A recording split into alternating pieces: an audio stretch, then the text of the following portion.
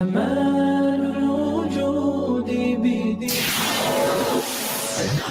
Islam, Narcissism, the psychological catchword of the 21st century. But what is narcissism? How does it corrupt the soul? And can it be treated and cured? Join Maulana Zahier Ahmed Raggie every Wednesday morning as he unpacks the topic of narcissism and enlightens us on the Islamic perspective of tackling this spiritual sickness. Radio Islam International, bringing you contemporary and pertinent psychological discussions.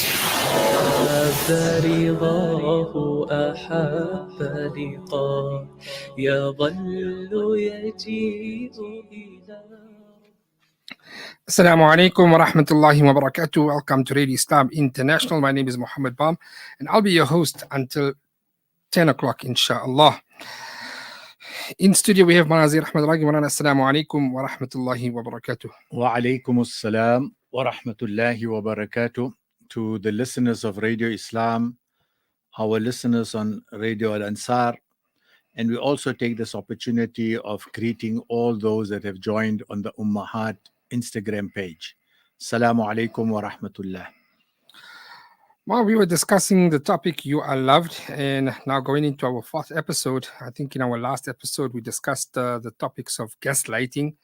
It's actually named after a movie about this, and we were discussing about the topic of narcissism and what are the traits of a narcissist. So the gaslighting is about telling blatant lies, actions don't match words, accuse a person of bad habits, which actually they have, and their objective is to make a person doubt everything, and everything is that person's fault, and now you must only believe their narrative. We also discussed the topic of flying monkey, where they have enough people to help them on their mission, and the flying monkeys are always ready to help the narcissist accomplish his ill whims and desires, and they use close family members and friends to work against you, and these become the flying monkeys. Now, one narcissist would never allow you to treat them in the same way that they treat you, but they seem to think they have a carte blanche when it comes to mistreating you. It is as if the narcissist is saying, I can do whatever I want, and I am not to be questioned about my actions. I can do what I want, when I want, how I want, where I want, and to who I want. Bismillahir Rahmanir Rahim. Yes, Maulana, I think what you have done in this opening statement of yours, you have actually encapsulated some of the discussions that we had in our previous sessions. Yes, they couldn't care less if their words or actions end up hurting or harming others. The only feelings that matter are those of the narcissist, where everyone is expected to prioritize their needs, the narcissist needs, even before their own. Now, before I even continue, Marana, I would like just to make a statement that what we are currently doing is we are just unpacking definitions. So in our discussion today, whilst we are going to talk about narcissists, but in the discussion of narcissism, there are 2 or 3 other characteristic traits that we also need to understand, which we will be talking of today, inshallah. And that is codependent. We spoke something about that. And also someone who, in the field of psychology, is called as an empath. So today, inshallah, we are unpacking these 3, inshallah. May Allah give us the ability to cover this. Many victims have just give in, when they succumb to the emotional entitlement of the narcissist and end up, giving up to their childlike request to avoid violent tantrums that will ensue when the narcissist doesn't get his or her own way. And there can be no peace of mind in such a one-sided relationship, because the narcissist will just keep the unreasonable demands coming and will never feel satiated. The second you stop playing the narcissist game is the moment you restore your sanity. It's the moment you will restore your wellness. The narcissist world is one where they just make the most of their hypocrisy, where they force or manipulate innocent victims to serve them, to meet their needs, but don't give or accord them any type of good, decent treatment. There are better things to do rather than investing our resources and energy in a disordered person who can never get enough and shamelessly orders people about. For example, I would give is if a bucket had a hole in it, would you keep pouring water into it? Or would you find a different vessel or at least use the water for something that is more practical? So sometimes, from this example of a bucket that has a hole, it becomes necessary to stop going on wild goose chases behind a narcissist. And sometimes it's just better to walk away. Now, these are things that we need to keep in mind. And I want to highlight some of the characteristics of toxic people. So, that hole, the bucket that has a hole, is an example of that toxic people. So, instead of continuously pouring water in it, it's better just to walk away.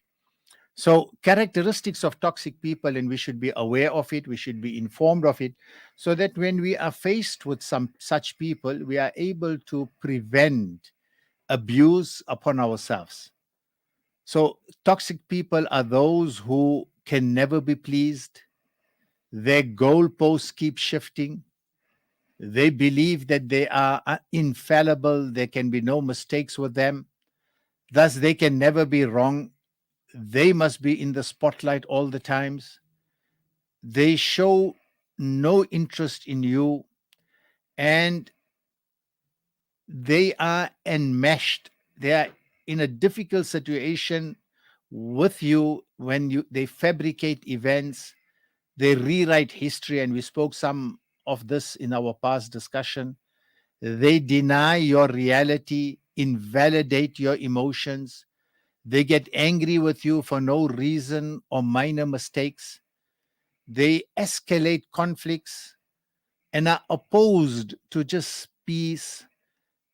You will find that they will sabotage special occasions and happy gatherings. They become happy with your misfortunes. Another thing they are known of, toxic people, are they scandal monger. They cause rifts between you and your family members or others.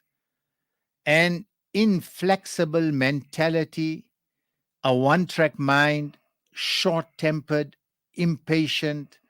They cannot accommodate different perspectives.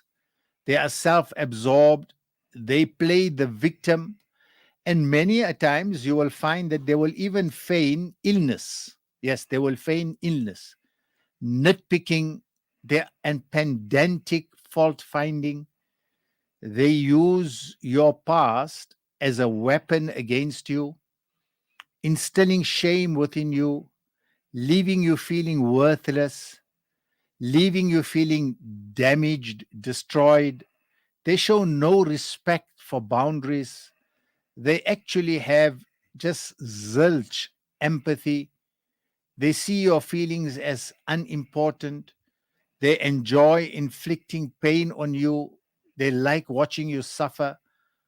They find it highly offensive when proven guilty and think that the verdict is a result of a conspiracy against them. Now, Morana, these are some of the characteristics of toxic people. And in our understanding, and as we unpack this characteristic disorder, and keep in mind that I'm emphasizing the aspect that it's a characteristic, but when this characteristic is misused, therefore I call it a characteristic disorder. Now, there are some other, terminologies that we need to understand besides gaslighting and flying monkeys. Some of it is that it will also ring a bell, because I think we need to have a full understanding, and perhaps this is one of my weakness, that when I do something, I like to go into the depth of it. So that's what I'm doing. I want us to really understand this characteristic. Another thing that we need to understand is love bombing. They will bombard you with excessive attention, love, affection, generosity, romance, charm. All this is just to get you where they want you. Idealization, they study you and listen carefully to you, and they would also sometimes mirror your wants, your needs, your desires, so that you feel you have found your correct soulmate. They say all the right things at the right time and become the epitome of your perfect partner. Something else that they also do is future faking. Now, I know these are all heavy worded terminologies, but I am going to explain them. And as I explain, it might resonate with many of you. Future faking is they will talk about how they see themselves marrying you, owning a house with you, having children with you, so that you work hard to make the relationship worth. The truth is, they have no real intention of making it a reality, and they just cannot cope, or they just cannot keep their promises. Also, another thing is rage and tantrums. The angry outbursts and rage of a narcissist are like a toddler's temper tantrum when they don't get their way, and they continue it to torture and stress you until you give them what they want. Then there's an aspect of a blame game. Narcissists don't like to be accountable for their actions, and they will always blame others for their abuse. Like, it's your fault I hit you. It's your fault I cheated on you. It's your fault that I went back onto my old habits. They don't like being criticized and the feeling of shame, so they shift the blame to others to avoid it. Also, something else that you will find is they are constantly in the habit of interrupting. Narcissists always turn the conversation back to themselves and will interrupt you rudely mid of a conversation, as they don't care or have any interest in what you have to say. There is also something else that they do is projection. Narcissists are serial hypocrites, and they tend to accuse you of things they are doing themselves. Another very, prominent characteristic of a narcissist is, which I call, they like giving people the silent treatment. A narcissist will use the silent treatment to punish you for as long as they like, and it can become quite unbearable sometimes. They will stop speaking with you and even sometimes disappear for a few days to cause you stress, to cause you anxiety, as you are now constantly wondering about what they doing and where are they, why are they doing this to you. This is a way for them to make you feel guilty and responsible for their treatment of you, and you will more often than not start to find ways to please them and end this torture. Neglect and abandonment are two tactics narcissists use to trauma bond you to them. There is something else that they also like doing. If you have a narcissist, especially before they have secured themselves a reliable backup victim, is smear campaign. They like going onto a smear campaign. This is a process where they will do whatever it takes to ruin your reputation as revenge. They may send people private photos of you, share angry voice notes you send them, and screenshots of private WhatsApp conversations, lie about you, make you look like the crazy one in the relationship. They do this to shame you, to isolate you, to ruin your relationship, and destroy your public image. So you can see from what I've just said about the narcissist and what we have continuously said in the past few weeks, living with any kind of narcissist is extremely, extremely difficult, draining, and detrimental to your emotional, your mental, and your physical health.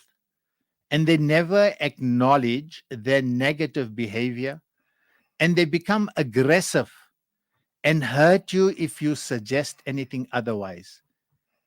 It's always better, it's always safer, to my brothers and sisters, it's always best, it's always safer not to confront a narcissist and tell them that you know they are one. I see someone has just put a post here, is that how do we deal with people like this? And inshallah, we will, as we go along, discuss that aspect. Well, then comes the question that psychologists have often debated about whether there's a treatment for narcissism, since no real explanation has been found as to where it really comes from and how almost all narcissists behave in the same way. This led to the conclusion that so far there's no treatment, but professional psychotherapists recommend long-term counseling as the best course of action to help the narcissist gain greater insight into their problems. And this is actually one of the questions that have actually come up as we're speaking. The person goes on to say that stuck in a relationship for years now with a person who fits the description of a narcissist, pretend like you don't exist, very arrogant, always right, can't have a conversation, does not believe in any type of counseling or help, even threatened with issuing divorce if help is sought. So how do we actually get help? Yes, let's talk about the aspect of counseling, since someone is talking about counseling, and I see quite a bit of messages that's coming on the screen about counseling. Yes, counseling can help. Counseling can help them understand the root causes and guide them towards the changes they can make to relate to others positively. So I want to just emphasize. So it can help to understand the root causes and guide them towards changes that they can make that relate to others and have relationships with others positively. It is essential for them to learn how to maintain healthy relationships, develop healthy relationships, develop healthy self-esteem, and have more realistic expectations of people. Narcissists don't have realistic expectations of people. However, the biggest challenge, however, is for a narcissist to be fully aware that they have a disorder and to seek help from or visit a psychotherapist or to talk about it. It is possible for someone to be officially diagnosed with narcissistic personality disorder, which we call in the field of psychology NPD, when visiting a psychiatrist, a psychotherapist, as mentioned earlier, to be considered a narcissist. It is necessary that there is a proper scientific diagnosis done by a professional in order for someone to be diagnosed as a narcissist or considered a narcissist. One must have a very high number of narcissistic traits that make up the foundation of his or her character. Someone with just some of these traits should not be diagnosed with NPD. Diagnosis of NPD is typically based on the signs and on the symptoms that we have mentioned earlier. A physical examination to make sure you don't have a physical problem causing your symptoms and behavior, a thorough psychological evaluation that may include maybe even filling out some questionnaires, checking to see if someone meets the criteria. A psychotherapist may recommend even medications to treat symptoms like anxiety, depression. Many studies found that covert narcissists, in particular, are likely to suffer from depression and are more vulnerable and prone to abusing people. Also more prone to using drugs, drinking alcohol, excessively to cope with difficult emotions, and some of them sometimes even have suicidal thoughts. Therefore, narcissists, like most people, don't like to acknowledge or believe that there's something majorly wrong with them, and that's the challenge. And they tend to avoid getting help or diagnosis. I know someone sent me a message that, these types of things don't help and you need only a spiritual mentor that can help. Without denying the aspect of having spiritual mentors, I must also say and acknowledge that that is not the only solution. It might be part of a solution. Many people have said that if people have this, they need to go out in Jamaat and all those type of things will help. Yes, those things do help, but there is a medical side to it. There is a psychological side to it. And we need to accept in the broad context of our deen that psychologists and medication does play a role in assisting in these types of things. So narcissists, like most people, don't like to acknowledge or believe that there's something wrong with them. They will tend to avoid getting help. They will even avoid going for a diagnosis. However, those who do usually have, those that do go, some of them have an ulterior motive, such as proving to a partner that they are actively getting help, only to stop from leaving, and not because they have intentions to change for the better. So, in general, it's very difficult for a narcissist to change, and most of them don't even make the efforts needed to do so. For them to accept this trait and bring about a change in themselves, a huge amount of self discipline, self reflection is required. This process of self analysis can be sometimes traumatizing for a narcissist, as they don't like to look in the mirror and see themselves for who they truly are behind their mask. They also fear going back to childhood experiences that might have caused them to have this behavior. So they fear going back to childhood experiences and memories, as it opens up old wounds that haven't yet healed. So deep down, they know that they are not good people. So requesting a narcissist to remove their protective mask and talk about their true self and feelings is often out of the question, unless they find a counselor they become comfortable with. If they do make the initial efforts to go and give it a try, they will often not turn up to the remaining sessions or even make excuses, even cancel or delay them, as the questions and discussions about their behavior make them feel very, very uncomfortable. And therefore, there should be some form of uh, compassion and consideration for what they are going through.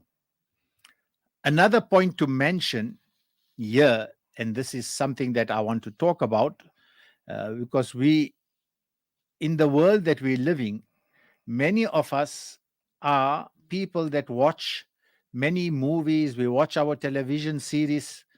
And again, this is a red flag, and I want to highlight this part that I want to talk of now, that we need to be careful.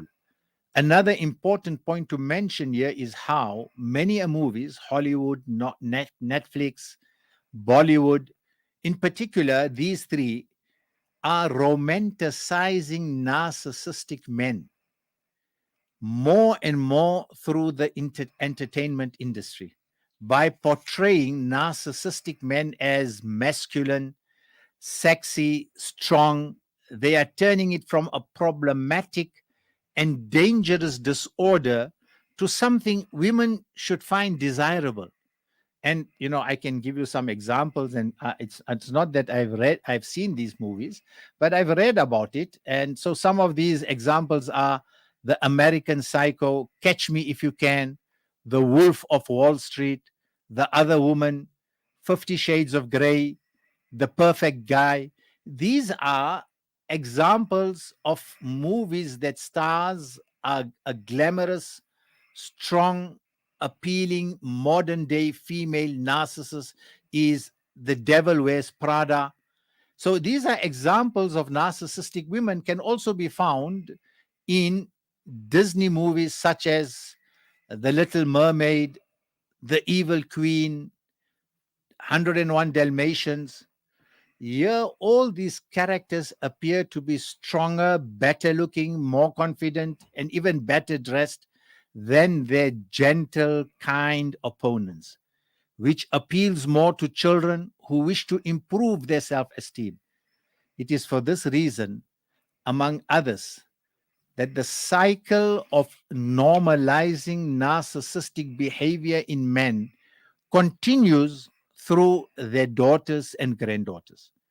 Many women from certain homes have taught their daughters that the way to a man's heart, and I'm saying this with absolute caution, and I need our mothers to understand what I'm saying, that many women from certain homes teach their daughters that the way to a man's heart is by being submissive to them and agreeing to everything they want. And this is something, therefore, men find it easy to control, take advantage of, and abuse women in the name of masculinity, culture, religion, to keep them obedient. Yes, it is necessary for women to be obedient to husbands, but there should be boundaries. And when we talk about it as we go along, so don't jump to conclusions of what I'm just saying. As we go along, I am going to be talking more about these aspects. Our sisters need to become more aware, more educated about the rights, and learn that a patriarchal relationship and that mindsets are toxic, abnormal, and not connected to Islam. This is something that we need to keep in mind. This isn't to say that Muslim women are always the victims, though. Sometimes we see how awful, deceptive, evil, and even manipulative narcissistic women can be to get what they want, and how they can ruin the lives of men, children, and other women. So these are reasons why it is extremely important for us, and that's the reason why we're having this program. It's important, extremely important for us to know and recognize narcissistic characteristics, the characteristic of a narcissist, very early on, so that you can avoid a toxic relationship that would in the future affect others as well, such as your children. So I see someone also put a little earlier about pre-marriage counseling. Yes, these are things that are important. Remember that abusers exist only because people allow them to abuse. Abusers exist only because people allow them to abuse.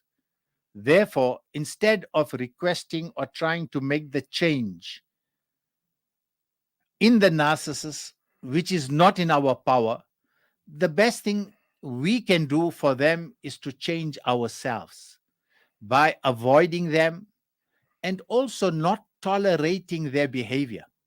And inshallah, as we go along, I am going to expand on this aspect of how not to tolerate that behavior, inshallah. When we ignore a badly behaved child, when we ignore a badly behaved child and give them enough space to think about their behavior, they will eventually adopt a better and healthier attitude. I recall, and I'm not going to mention where I observed this, that some mothers, when the child is naughty, they say, I'm going to put you in the room, I'm locking the door, and you decide what you want to do. Right? So mothers do that. The same goes for a narcissist. But because they weren't given the normal discipline and the space to think about their bad behavior as children, they grew up believing it was the norm and that everyone should accept it. The Islamic perspective on the cause and development of narcissism is, however, quite different. And it's quite different in how, when, and why narcissism develops in some people will be connected and addressed by an Islamic perspective, inshallah, in a later discussion that we are going to have. So I would like our listeners and viewers just to be a bit patient. For now, I would like to address the people narcissists target. Codependence, empaths. This will be an eye-opener, inshallah, for many who will find out why they attract and stay in relationships with abusive and generally unkind people. Well, before we go to the next question, I see a person has asked a question. My husband keeps on saying, I am not trying to boast or brag, but is this a narcissistic trait also? I think what we've said in the beginning, I think you can use that as a cue to make the decision, inshallah. See, well, the next question comes about, Ma mentioned two different terms here. What is codependency? Now, when Ma mentioned codependency, what is codependency? Before I go there, I think there was a question in our last program, not last week, because last week we had a recorded one. There was one that was there where someone asked a question, and I thought it was a comment. So maybe if that questioner could just send the question in again. I just don't recall what it was about. Someone they asked a question and they wanted some help. So maybe if you could go through the questions at a later time, we can go through that, inshallah. So coming back, codependency, yes. Now, as I've said, we are just unpacking various definitions, various characteristic traits. So a personality disorder, codependency, that is often mistaken for empathy is codependency. So we will discuss empathy, someone who has sympathy, and the elements and the chemistry of sympathy is more in them. And sometimes we confuse codependency with empathy. The difference between these two is that empaths are more self-aware and don't pretend to be someone else in order to be validated.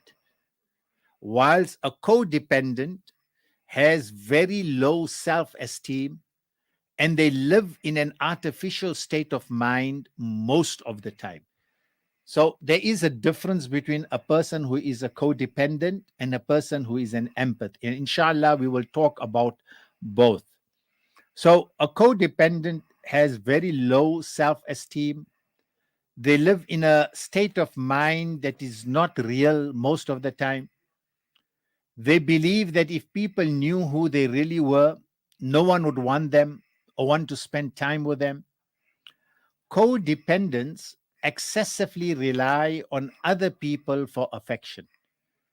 Codependents excessively rely on other people for affection, validation, a sense of identity.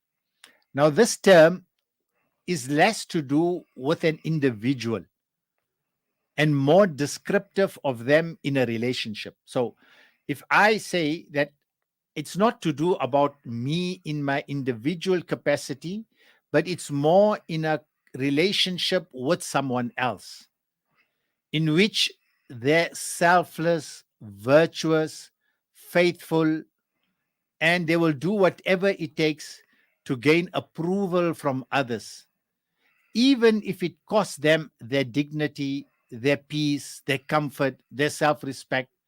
Most codependents don't know that they have this disorder. There is a question, is it a narcissistic trait in a man to want us to wear niqab and very loose clothing while he doesn't want to wear anything Islamic, tight branded clothing, long pants, extremely modern? this is something that I am going to address, inshallah. Again, I say be patient. I'm going to talk about how narcissists use Islam and Deen in achieving their objectives. So I will be discussing that at a later stage, inshallah. Coming back to our discussion, Morana, as with narcissism, it's important that we first understand how codependency develops in people during their childhood. Excessive reliance on people for happiness, anxiety, depression, and a considerable lack of self-worth. Hypervigilance. Now, hypervigilance is a very heavy word. Let me explain what it is. And sometimes some of our listeners and viewers may identify with this. Constantly assessing potential threats around you. You are always worried, I'm afraid this is going to happen. I'm afraid if I do this, that's going to happen. Constantly assessing potential threats around you. This is often the result of trauma. People who have survived abuse or who have post-traumatic stress disorder. So, victims of emotional, physical, or even sexual abuse in the past. People who are abandoned by a parent, father usually, in childhood or raised without a parent due to the parent's death or other reasons such as being cared by grandparents. When the environment of the grandparent home is not cordial and there are other emotional issues of culture, for example, in-laws and so on, stress-related medical illness, long-term relationships with an addict or even with a narcissist, usually a parent. Sometimes parents are, in their way of parenting, display their narcissistic behavior. They love the other person's need, and a codependent love the other person's need for them, as it satisfies their own emotional need of feeling important. They tend to take on the role of a nurturing parent in a relationship sometimes and believe in unconditional love. This is perfect for a narcissist who needs someone to perceive their tolerance, acceptance of bad behavior, acceptance of their faults as an act of love. So codependents will romanticize and normalize their positive responses to bad behavior. A codependent, when faced with a narcissistic abuse, many a times will normalize that positive response to bad behavior. Example of ignoring disrespectful actions, making excuses for the abuse out of hope that the narcissist sees their love, their patience, which in their eyes make them a greater partner. Codependents are used to believing that one must suffer and one must sacrifice in love to prove that love exists, and they have to suffer to satisfy their partner's needs, to feel admired, to feel loved, valued. But these relationships are always one-sided relationships. You want to say something, Mona? Chima, is this the main reason why codependents are with narcissists? Yes, and it is why these types of relationships, why you see sometimes some people that are abused remain in that relationship. They are codependents. They need that to validate their self-esteem and their self-worth. And the narcissist they are in relationship with perceives their suffering and sacrifices as an indication of weakness, vulnerability, which they use to their advantage. These relationships are never truly happy.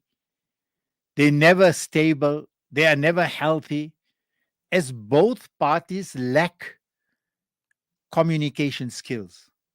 Both parties lack that good communication skills. They both suffer from mental health problems. They both suffer from low self-esteem, and they feed off each other's insecurities and are immature and irresponsible individuals.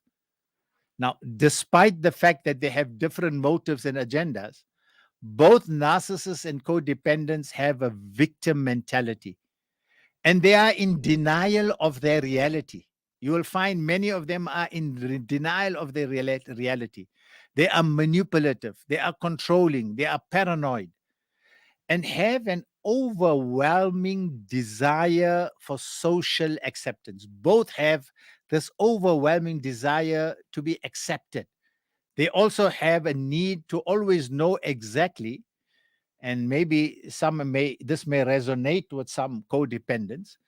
They always have a need to know exactly what their partner is doing to feel secure. By checking phones, monitoring movements, a narcissist who is like this will come across as being very controlling. However, a codependent is perceived as being desperate and clingy. And that's the difference between the two.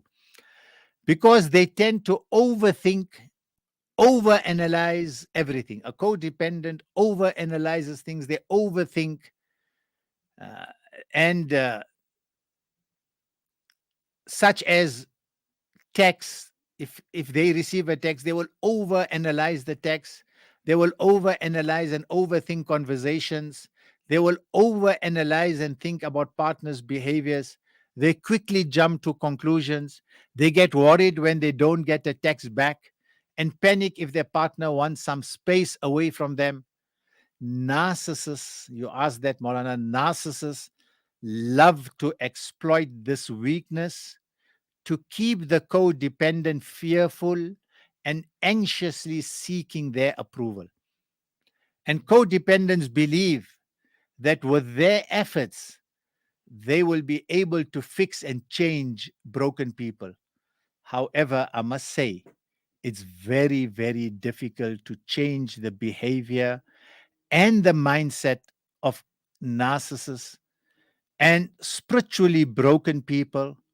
And so codependents tend to have relationships with the same type of people out of hope that one day they'll be able to help someone change for the better and that they'll be praised. This is regular with Muslim women who make it their mission to change a man's ways, encourage him to start praying and become practicing. It usually doesn't end well, because if a person doesn't already respect his deen and see the importance of these spiritual actions themselves, then it's very difficult to get them to make the change later and become more compatible with you, your values, and your way of life. Marana, maybe we should conclude here and share some of the messages or questions that people have sent. Actually, just one thing before we go to the questions. We've seen that many a time when a person is looking for his spouse, then one question has come about: I'm looking for a homely type of a girl. And in today's time, we don't understand what is actually a homely type, but some people have it as a homely type of a girl is that type of a girl that you want. She must just say yeah to whatever you say. That's many a mindset of today's boys, that I'm looking for a Islamic homely type of a girl, not understanding that a girl that has knowledge can also be a homely type of a girl. A girl that has a lot of education can also be a homely type of a girl. Absolutely, absolutely. Well, one question that came about: can bipolar lead to narcissism? I think here I would suggest that you see a medical practitioner, people that are in the field of treating these types of disorders. They will be more equipped to address this question. Then another question: need to find out, is it normal for a person to chronically argue, debate, and fight, and even throw tantrums in front of the kids, or is this a narcissist trait? It is a narcissist trait. Definitely it is. We never found this in the beautiful seerah of Rasulullah sallallahu alaihi wasallam with his wives and the Sahaba. These are traits that is becoming increasingly, and therefore it's a disorder. Another question, Assalamu alaikum. I know someone who has NPD and has managed to convince even psychologists that their partner is the problem and have gone to diagnose the partner with all sorts of disorders and has made the partner who is completely normal believe that they have a mental problem. Typical. We spoke about shifting blame. We spoke about projecting. That's all part of this characteristics. Yes. And the last one that we have, I have been married for 20 years. I have left my husband now without realizing it. I have developed a fear for my husband. I have developed depression and severe panic attacks. I couldn't understand it. He is never wrong in what he does. I am always at fault. A part of me has started believing that I am totally useless, crazy, and actually have forgotten who I am. I am constantly being told that Shaitan is misleading me. To the world out there, he is the best, but our children see him in a total different light. They cannot even understand how he can be so loving to other kids out there, but not show love to them. Alhamdulillah, since I have left this marriage, my health seems to be returning. I was not easy going through this, has made my iman weak, and I had to try and get my faith back. I've started seeing a psychiatrist, going for counseling, and I'm doing emotional healing. Yes, I still miss him a lot, but I cannot go back into this marriage because I cannot get sick again.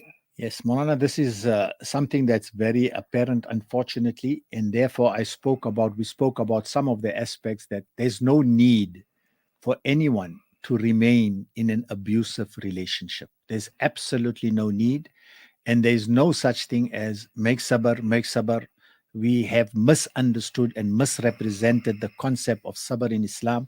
There's absolutely no reason for both a lady or a man to live in an abusive relationship, because it can cause you to go crazy and even think, like how the person has said, that they lose their self-esteem, they feel they are crazy, they're going crazy. And that's one of the reasons why Allah Ta'ala has arranged, whilst marriage is an important, noble institution, the institution of talaq is also something that Islam has advocated to come out of these types of relationships. And one last comment that this came about. I made the intention to listen to this program to help myself. The minute I see my circle with narcissist traits, I decide I'm going to stop listening. My tactic is to stay away from people. This is not to break family ties. It's to protect people from me and not for me to do the blame game. Is this actually allowed? I need to understand that question properly. I think the person says that the moment the person has any of these narcissistic traits, he moves away from that group of people that he's with. He asks, is that allowed? So, in other words, I observe that in my relationship with someone, I'm displaying narcissistic traits.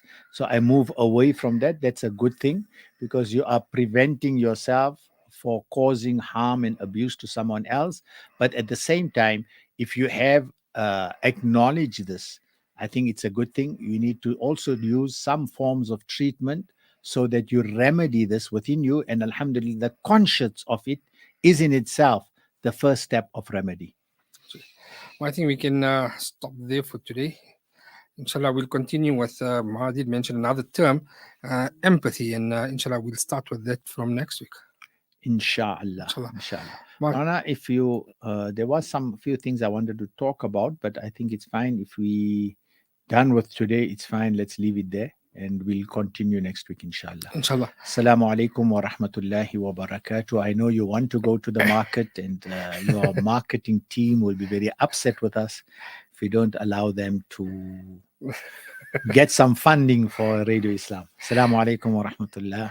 Wa alaikum assalam wa rahmatullahi wa barakatuh. With that, we come to the end of today's program. Inshallah, we'll catch Zahier again next week. Wrap it, pack it, fill it, close it, store it,